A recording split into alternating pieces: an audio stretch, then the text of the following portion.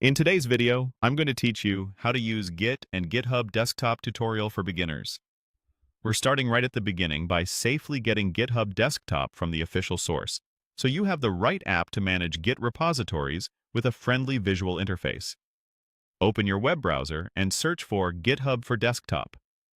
On the results page, look for the official GitHub Desktop result.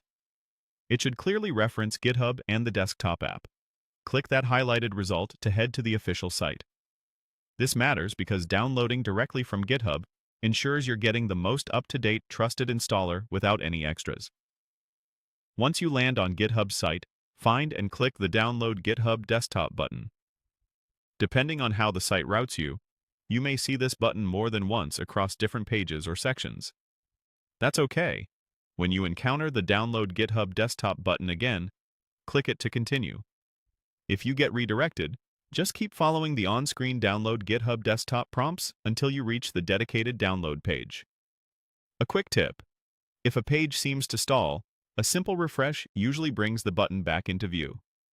On the download page, you'll notice a few helpful options. There's a link labeled Try Beta Features and Help Improve Future Releases.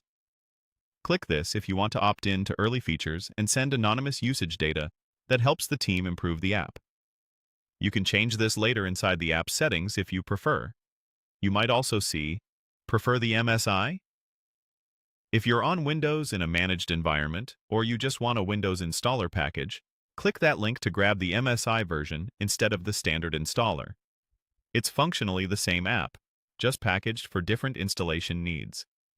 If you're using a Mac, look for the Mac option and click it to get the macOS build.